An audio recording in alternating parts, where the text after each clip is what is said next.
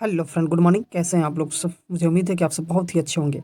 चलिए, तो मैं आज आपके लिए मैट्रिक परीक्षा 2022 के लिए बम्पर धमाका लेकर के उपस्थित हुआ हूँ।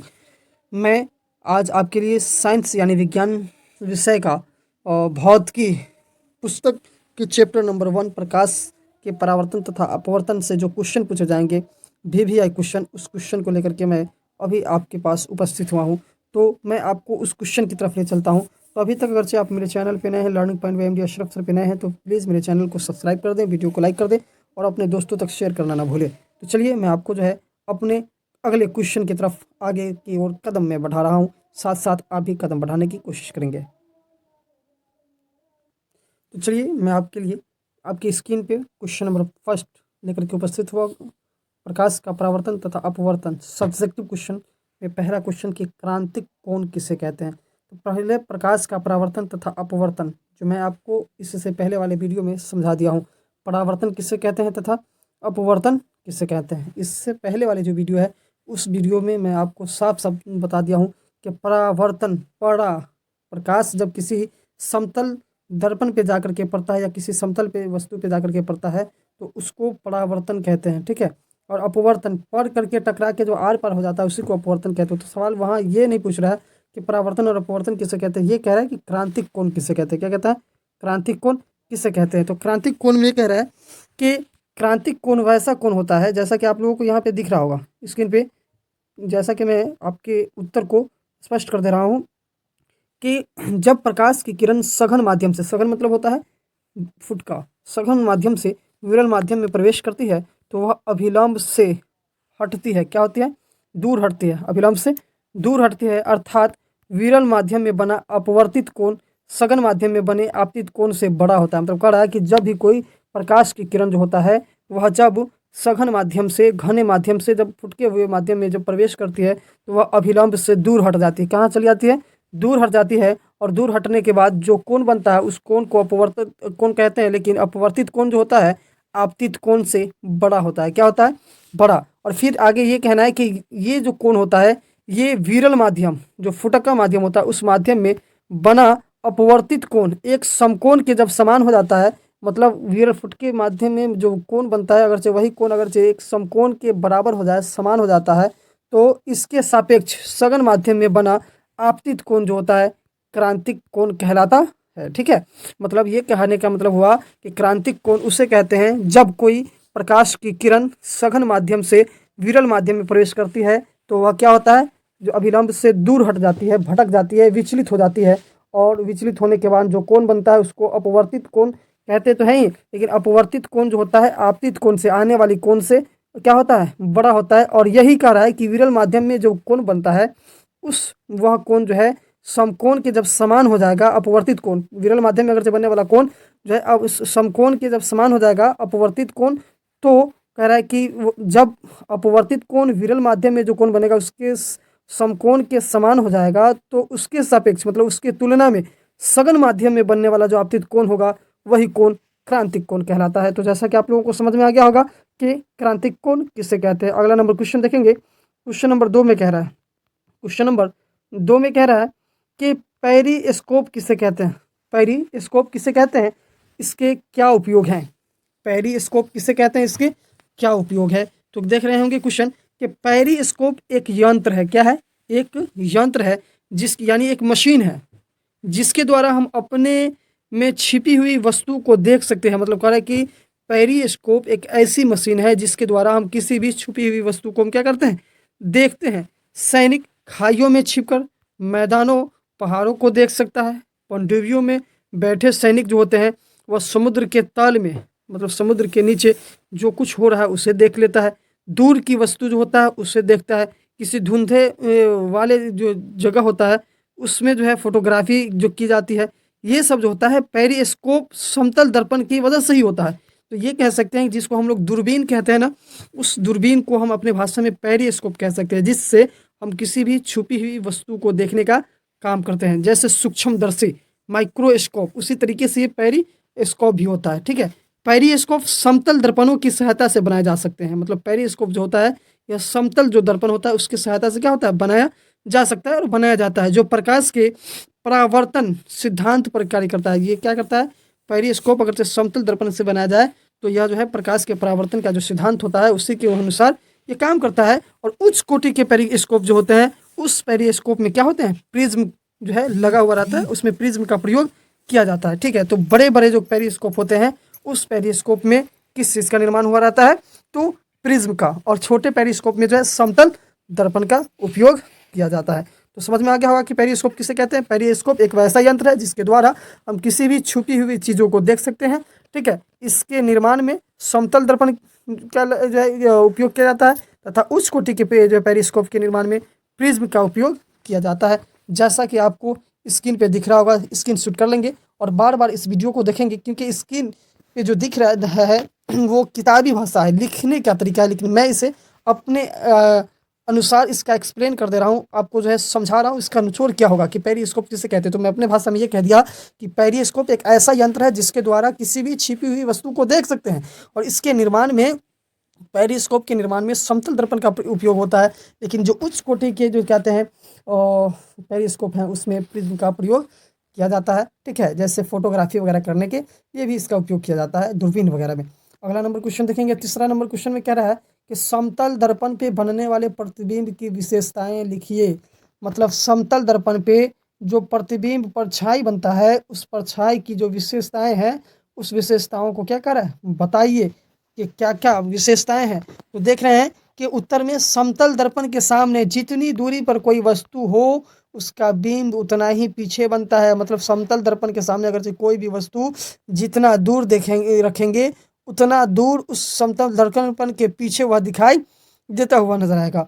समतल दर्पण में किसी वस्तु के पूरे बिंब को देखने के लिए दर्पण के आकार में उससे आधा होना आवश्यक है। मतलब कह रहा है कि समतल दर्पण जो होता है वह समतल दर्पण की ये खासियत है कि उसके सामने कोई भी वस्तु जितनी ज़्यादा दूरी पे रखेंगे वह उतना ही दूरी पे उसके अंदर जो है परछाई दिखाई देगा। साथ ही साथ उसके समतल दर्पण में जो कोई वस्तु होता है उस वस्तु के पूरे बिंब को देखने के लिए, मतलब पूरी परछाई को देखने के लिए, मान लीजिए कि हम वहाँ पे किसी आदमी को खड़ा कर देते हैं, बच्चा को, तो उसका पूरा उसमें हमको ये चाहिए कि उस समतल दर्पण में पूरा पूरा जो है हमें उसका चित्र दिखाई दे।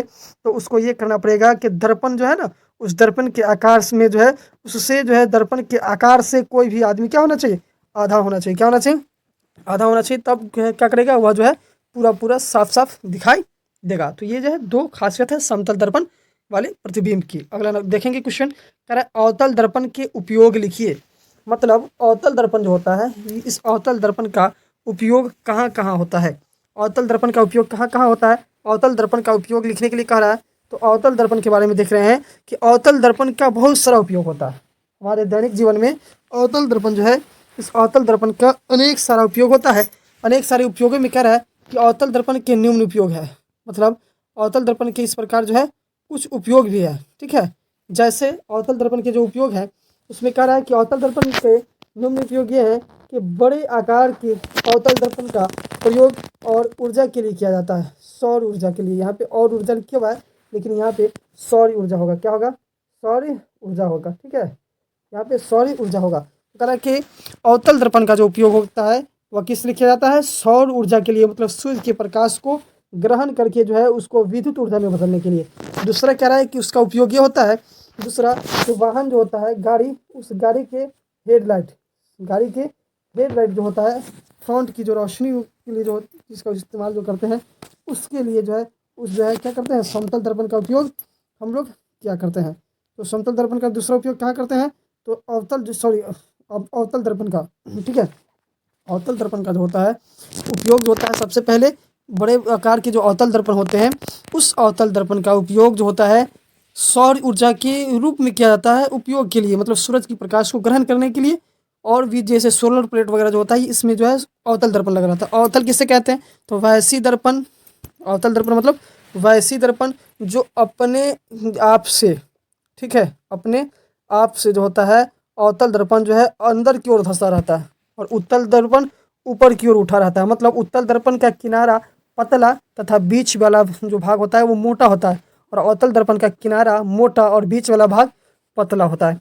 ठीक है, तो इसीलिए कहा जा रहा है कि इसका दूसरा काम यह है कि उसका उपयोग जो है वाहन की हेडलाइट, लैंप उसके बाद सर्च लाइट, टॉर्च आदि बनाने में किया जाता है। मतलब अवतल दर्पण का दूसरा उपयोगी होता है कि गाड़ी जो होता है या टॉर्च वगैरह या कोई भी लैंप वगैरह हो या सर्च करने के वाला जो लाइट वगैरह हो, तो उस सब में जो है इस अवतल दर्पण का उपयोग किया जाता है, क्योंकि यह जो है क्या करता है, किसी भी चीज़ को जो है बड़ा दिखाने का काम जो है करता है। ठीक है, आगे इसमें कह रहा है कि सेविंग दर्पण को बनाने में इनका प्रयोग किया जाता है। क्वेश्चन जो है इसमें चौथा अवतल दर्पण के उपयोग में तीसरा उपयोगी होता है कि जब आदमी नाई की दुकान में जो हम लोग जाते हैं तो वहाँ पे जो बाल काटने के समय सामने में जो दर्पण होता है वह कौन सा दर्पण होता है, अवतल दर्पण होता है। क्या सा होता है, अवतल दर्पण।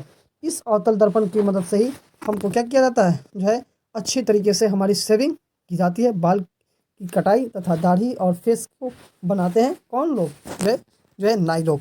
अगला जो है इसका क्या फ़ायदा है, तो इसका उपयोग जो होता है डॉक्टर वगैरह जो होते हैं, और डॉक्टर वगैरह दांत को, ठीक है, दांत के जो डॉक्टर होते हैं वो दांत के डॉक्टर या और भी अन्य प्रकार के जो डॉक्टर होते हैं वे डॉक्टर क्या करते हैं कि जो चीज़ अंदर होती है ना उस वस्तु को देखने के लिए, यही लिखा हुआ है कि दंत चिकित्सक तथा विशेषज्ञ रोगी का परीक्षण करने के लिए इनका उपयोग, मतलब दांत वगैरह जो ख़राब वगैरह हो गया, ठीक है, या और भी चीज़ें हो गई जो जैसे कान वगैरह के अंदर कुछ देखना है, तो इसमें जो है अवतल दर्पण का ही हम लोग उपयोग करते हैं।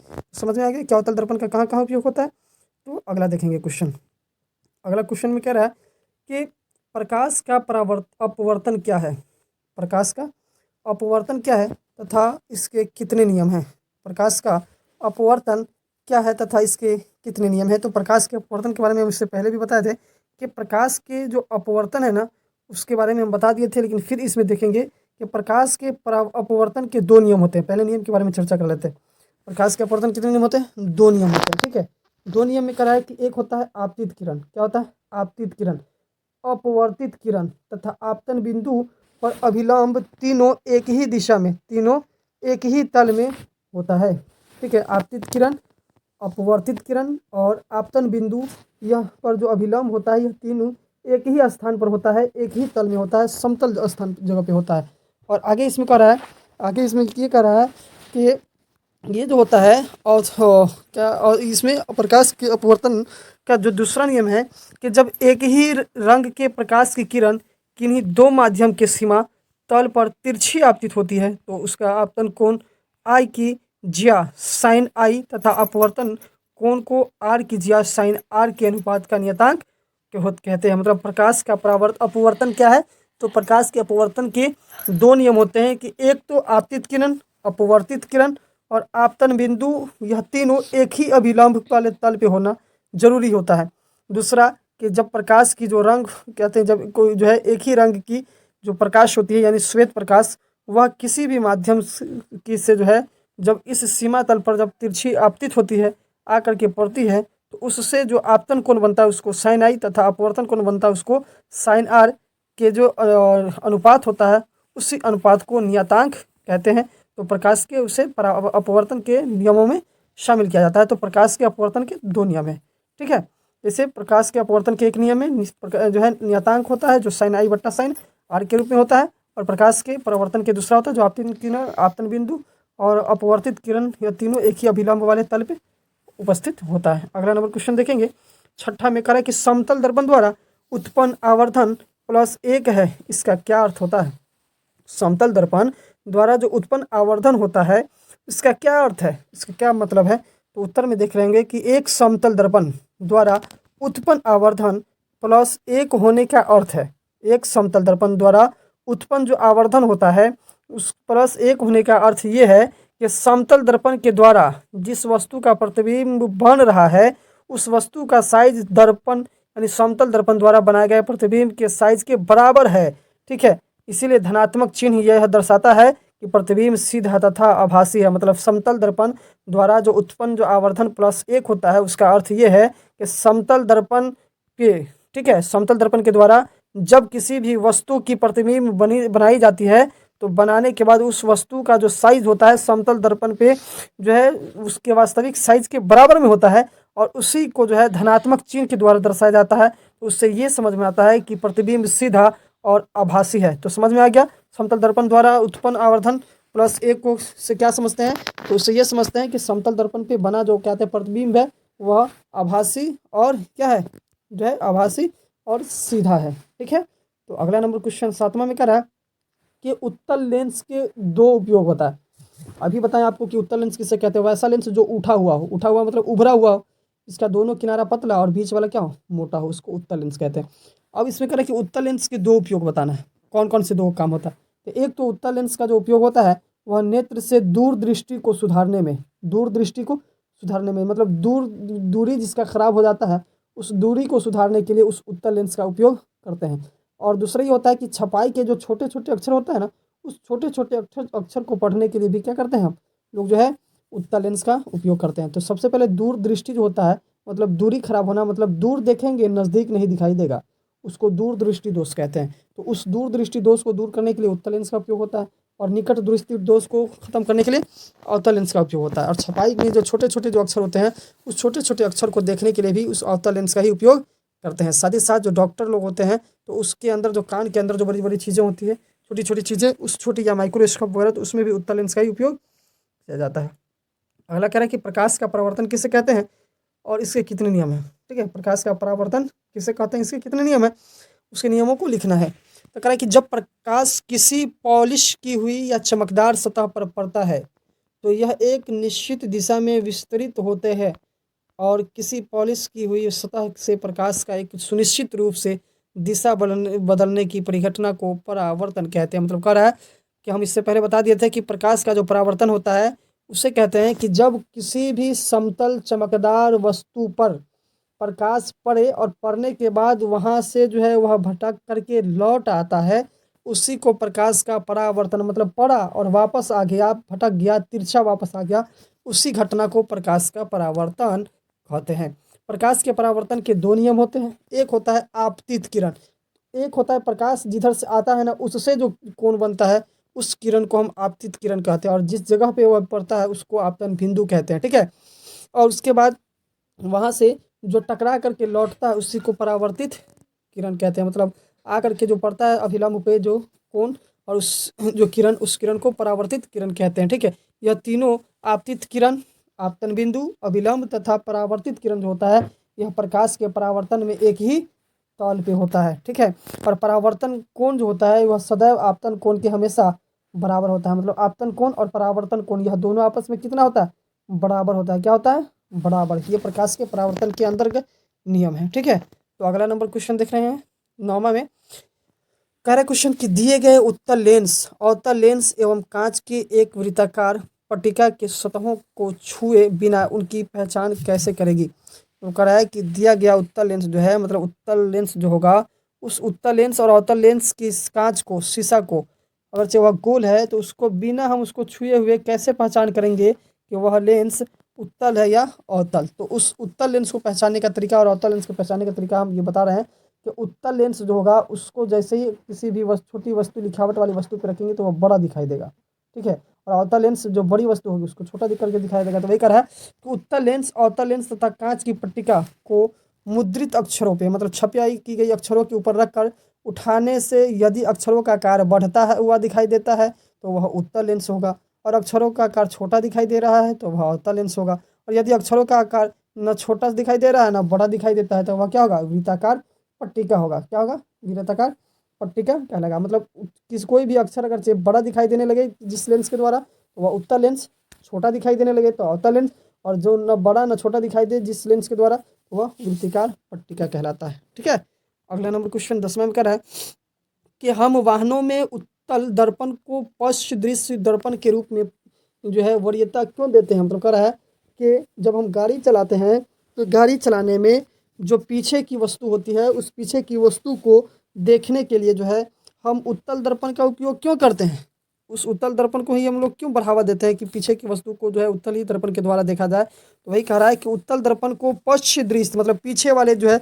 चित्र को देखने के लिए जो है क्या होता है कि उसको जो है लगाया जाता है, क्योंकि यह उत्तल जो दर्पण होता है यह उत्तल दर्पण सीधा प्रतिबिंब बनाता है और उसकी जो दृष्टि होती है वह क्षेत्र भी बहुत दूर तक के देखने का काम करता है।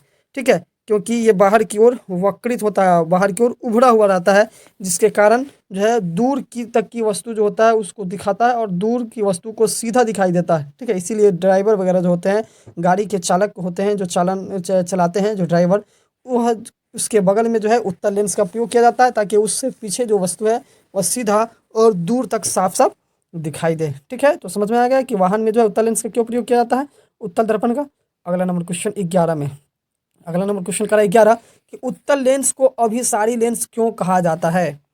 उत्तल लेंस को अभिसारी लेंस क्यों कहा जाता है। तो अभी तक दोस्तों अगरचे मेरे चैनल पे नए हैं तो प्लीज़ मेरे channel learning point by MD Ashraf sir को सब्सक्राइब कर दें, वीडियो को लाइक कर दें और अपने दोस्तों तक शेयर करना ना भूलें।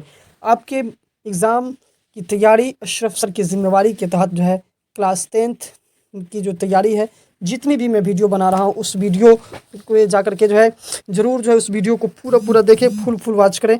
और जो है अशरफ सर के द्वारा जो कोचिंग संचालन किया जा रहा है उस कोचिंग संस्था पे जा करके भी आकर के आप ऑफलाइन रूप में भी जो है आप अपने एग्ज़ाम की तैयारी के लिए जो है आप जो है एग्ज़ाम की तैयारी कर सकते हैं ऑफलाइन रूप में, ऑफलाइन मोड में भी। तो उत्तल लेंस को अभिसारी लेंस क्यों कहते हैं। तो उत्तल लेंस के द्वारा आपतित समानांतर किरणें अपवर्तन के फलस्वरूप एक बिंदु पर मिलती है। मतलब उत्तल लेंस को अभिसारी लेंस क्यों कहते हैं, क्योंकि उत्तल लेंस के द्वारा जो आपतित समानांतर किरण होता है ना, आने वाली किरणें, समानांतर जो किरणें होती है वो अपवर्तन के फलस्वरूप मतलब अपवर्तन के बाद एक ही बिंदु पर आकर के मिल जाता है। ठीक है, यानी ये कहें कि उत्तल लेंस जो है प्रकाश के समानांतर किरणों को अभिसारित करता है, मतलब सभी किरण को लेकर के एक जगह इकट्ठा कर देता है। इसीलिए जो है उत्तल लेंस को जो है हम लोग अभिसारी लेंस कहते हैं, क्योंकि यह जो है उसी उत्तल लेंस के अंदर गुण पाया जाता है। ठीक है, तो समझ में आ गया कि उत्तल लेंस किसे कहते हैं, उत्तल लेंस को अभिसारी लेंस किसे कहते हैं। क्योंकि उत्तल लेंस जो होता है आने वाली जो किरणें होती है वह आपतित किरण को जो है एक जगह एकत्रित कर देती है, और एकत्रित करने की जो गुण है इसी गुण के तहत उत्तल लेंस को अभिसारी लेंस कहते हैं। अब अगला क्वेश्चन कह रहा है 12 में, कह रहा है कि उत्तल दर्पण और अवतल दर्पण। लेंस का मतलब होता है शीशा जिससे आर पार दिखाई दे, और दर्पण का मतलब होता है कि जिससे आर पार नहीं दिखाई देगा, जिसमें कोई चित्र दिखाई देगा। ठीक है, तो इसमें उत्तल दर्पण और अवतल दर्पण में क्या अंतर है उस अंतर को दर्शाना है। उत्तल दर्पण और अवतल दर्पण के जो है अंतर जो है उस अंतर को लिखना है, दर्शाना है। तो कह रहा है उत्तल दर्पण के लिए ये ब्लू वाला जो कॉलम है और सॉरी अवतल दर्पण के लिए ब्लू वाला कॉलम और उत्तल दर्पण के लिए ये लाल वाले कॉलम। तो कह रहा है कि अवतल दर्पण जो है अवतल दर्पण में निम्नलिखित रूप से, ठीक है, अवतल दर्पण और उत्तल में क्या फ़र्क है। तो इस दोनों में फ़र्क बताने के लिए इसको दो भाग में बांट करके इसकी खूबी को लिखा गया है, इसके अंदर जो गुण है उसको लिखा गया है। तो वही कह रहा है कि अवतल दर्पण के अंदर जो गुण होता है वह जो है अवतल दर्पण जो होता है परावर्तन करने वाला चमकीला तल अंदर की ओर धंसा होता है। अवतल दर्पण क्या होता है, अंदर की ओर धंसा रहता है, और जो है उत्तल दर्पण क्या होता है, परावर्तन करने वाला जो चमकीला उसका जो सतह होता है वह बाहर की ओर उभरा हुआ रहता है। तो सबसे पहले उत्तल और अवतल में फर्क समझिए कि अवतल अंदर की ओर धंसा रहता है और उत्तल बाहर की ओर उभरा हुआ रहता है। उत्तल मतलब उठा हुआ, अवतल मतलब धंसा हुआ। ठीक है, दूसरा जो फर्क है अवतल और उत्तल के बीच वह यह है कि इसमें वास्तविक और आभासी दोनों प्रकार की प्रतिबिंब बनते हैं। किसमें, अवतल दर्पण में। अवतल दर्पण के अंदर जो होता है कोई भी वस्तु की जो प्रतिबिंब जो परछाई होता है वह वास्तविक और आभासी दोनों प्रकार में बनता है, लेकिन उत्तल दर्पण के अंदर जो होता है जो प्रतिबिंब बनता है वह सिर्फ आभासी प्रतिबिंब बनता है। क्या होता है, आभासी मतलब आभास करने वाला, वास्तविक नहीं बनता है, आभासी प्रतिबिंब बनता है। किसमें, उत्तल दर्पण में। ठीक है, और उसके बाद तीसरा पॉइंट जो है कि अवतल दर्पण की ये गुण है कि उसके अंदर जो प्रतिबिंब होता है उल्टा और सीधा दोनों बन सकता है। अवतल दर्पण के अंदर जो प्रतिबिंब होता है वह उल्टा और सीधा दोनों बनता है। परछाई जो है उल्टा भी बन सकता है और सीधा भी बन सकता है, लेकिन उत्तल दर्पण के अंदर जो क्या खूबी है वह सिर्फ जो है सीधा प्रतिबिंब बनाता है। क्या बनाता है, सीधा, मतलब ओनली फॉर सीधा दिखाई देता है उत्तल दर्पण के अंदर परछाई किसी भी वस्तु का। चौथा जो खूबी है अवतल और उत्तल में फ़र्क जो है कह रहा है कि इसमें जो है चौथा खूबी कह रहा है कि उत्तल और अवतल में क्या है कि अवतल दर्पण के अंदर जो है प्रतिबिंब बड़ा होगा, वह छोटा तथा वस्तु के आकार का तीनों प्रकार का बनता है। मतलब अवतल दर्पण के अंदर जो प्रतिबिंब होगा बड़ा भी होगा, छोटा भी होगा और वस्तु के आकार का भी होगा। यह तीनों प्रकार का वस्तु जो है प्रतिबिंब बनेगा। लेकिन उत्तल दर्पण के अंदर जो होगा यह प्रतिबिंब हमेशा छोटा दिखाई देता है। क्या होता है, छोटा दिखाई। इसीलिए ड्राइवर लोग क्या करते हैं वाहन के बगल में, ठीक है, पीछे की वस्तु को देखने के लिए उत्तल दर्पण का प्रयोग करते हैं कि कोई जो वस्तु बड़ी सामान आ रही है वो जो छोटे रूप में जो उसको दिखाई दे दे, ताकि वह जो है वाहन को सही से संचालन कर सके। तो समझ में आ गया कि उत्तल और अवतल दर्पण में कितने फ़र्क हैं। तो जो भी क्वेश्चन पूछा जाए कि उत्तल दर्पण और अवतल दर्पण में क्या अंतर है तो लिख देना है। तो ठीक है, आगे देखेंगे क्वेश्चन। अगला क्वेश्चन कह रहा है कि उत्तल लेंस, अभी तो दर्पण के बारे में पढ़ लिए, अब लेंस के बारे में कह रहा है कि उत्तल लेंस और अवतल लेंस में अंतर स्पष्ट करें। उत्तल लेंस और अवतल लेंस के अंदर क्या अंतर है, क्या फ़र्क है दोनों में।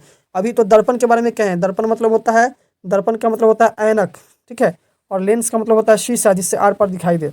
वही कह रहा है कि उत्तल लेंस जो होता है बीच में मोटा तथा किनारों से पतला होता है। उत्तल लेंस क्या होता है, बीच में मोटा होता है, ठीक है, जिसके कारण वो उठा हुआ रहता है, किनारा उसका पतला रहता है। अवतल लेंस जो होता है उसके बीच में पतला तथा किनारा में क्या होता है, मोटा होता है, ठीक है, पहले ही बता दिए थे।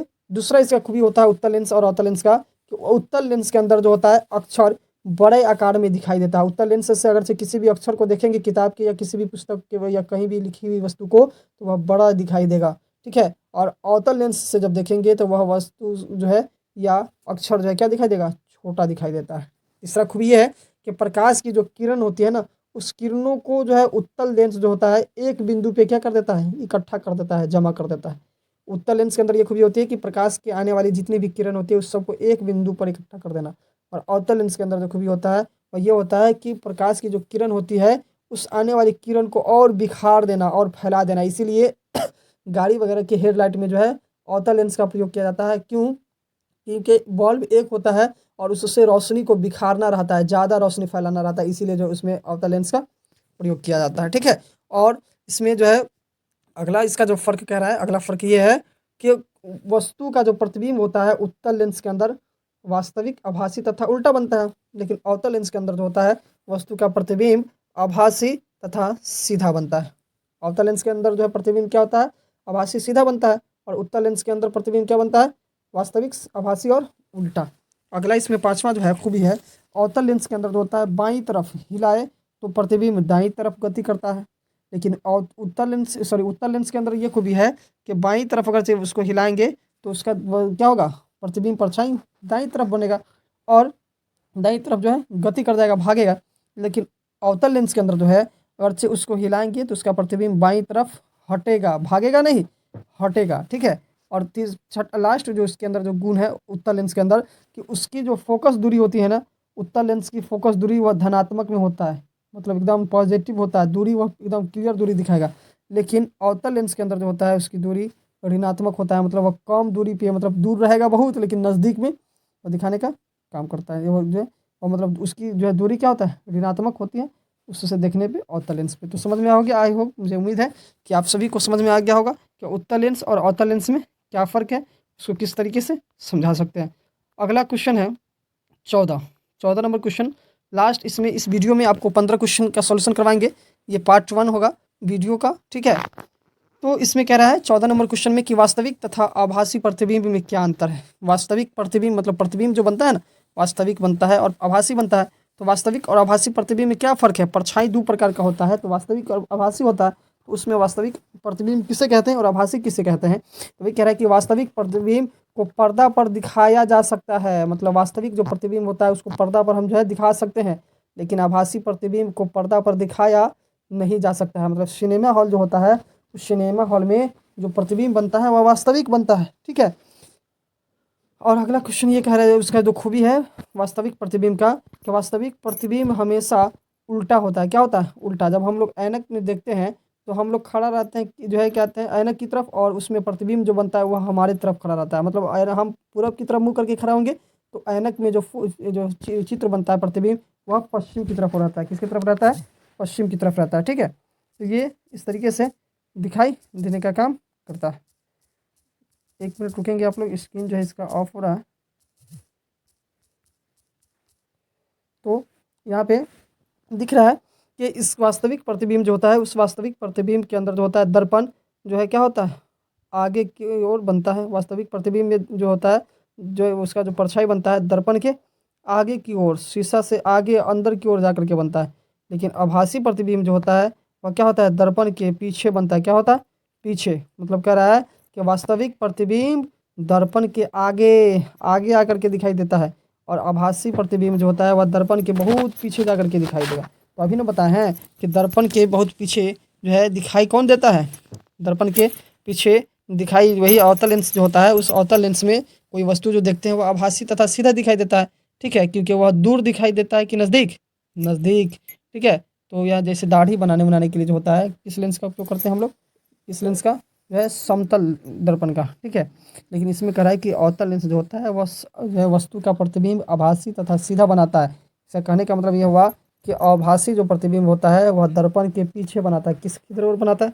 पीछे, मतलब दर्पण आगे है उससे अंदर में दिखाई देगा। ठीक है, तो अगला नंबर इसमें देख लेंगे कि आभासी प्रतिबिंब और वास्तविक प्रतिबिंब में क्या अंतर है। तो फिर से सुन ले, वास्तविक प्रतिबिंब को पर्दा पे प्राप्त किया जा सकता है, आभासी प्रतिबिंब को पर्दा पे प्राप्त नहीं किया जा सकता है। वास्तविक प्रतिबिंब को जो है हमेशा जो बनता है वह उल्टा होता है, और आभासी प्रतिबिंब जो होता है वह हमेशा सीधा होता है। वास्तविक प्रतिबिंब जो होता है दर्पण के आगे की ओर बनता है, लेकिन आभासी प्रतिबिंब जो होता है वह दर्पण के पीछे की ओर जा करके बनने का काम करता है। लास्ट क्वेश्चन कह रहा है कि प्रकाश के परावर्तन किससे कहते हैं? प्रकाश का परावर्तन किससे कहते हैं? तो प्रकाश का परावर्तन प्रकाश की किरणों का किसी वस्तु से टकरा कर लौटने की जो घटना होता है ना, उसी को प्रकाश का परावर्तन कहते हैं। क्या कहते हैं? प्रकाश का। हम पहले बता देते कि परावर्तन, पड़ा और आ गया, उसी को परावर्तन कहते हैं। प्रकाश का किरण किसी वस्तु से टकरा करके जो लौट आता है उसी को प्रकाश का परावर्तन कहते हैं। उसके दो नियम होते हैं, आपतित किरण, परावर्तित किरण, और आपतन बिंदु पर डाला गया अभिलंब एक ही तल में होना। आपतन कोण, परावर्तन कोण क्या होता है? वह जो है बराबर होता है। आपतित किरण किसे कहते हैं? तो आपतित किरण जो होता है दर्पण, किसी दर्पण से आकर के टकराने वाली जो किरण होता है उस किरण को आपतित किरण कहते हैं। परावर्तित किरण किसे कहते हैं? तो दर्पण पे टकराने के बाद लौटने वाली जो किरण होता है, पढ़ करके लौटने वाली किरण, उसको परावर्तित किरण कहते हैं। अभिलंब किसे कहते हैं? तो जिस बिंदु पर आपतित किरण और परावर्तित किरण जाकर के मिलता है उस बिंदु पर खींचा गया जो लंब होता है उसी को अभिलंब कहते हैं। आपतन कोण किसे कहते हैं? तो आपतन कोण जिस किरण जो है आपतित किरण और अभिलंब के बीच में जो कोण बनता है उस कोण को आपतन कोण कहते हैं। परावर्तित कोण किसे कहते हैं? तो परावर्तित किरण और अभिलंब के बीच में जो कोण बनता है उसी कोण को हम परावर्तन कोण कहते हैं। तो ये समझ में आ गया। एक क्वेश्चन मैं आपको फिर और करा देता हूँ, प्रकाश का प्रकीर्णन किसे कहते हैं? प्रकाश के प्रकीर्णन से आप क्या समझते हैं? तो प्रकाश का जो प्रकीर्णन होता है, प्रकीर्णन मतलब होता है छितरना। क्या होता है? जब प्रकाश की किसी ऐसे माध्यम से गुजरता है जिससे धूल या अन्य पदार्थ के अति सूक्ष्म कण होते हैं तथा उसके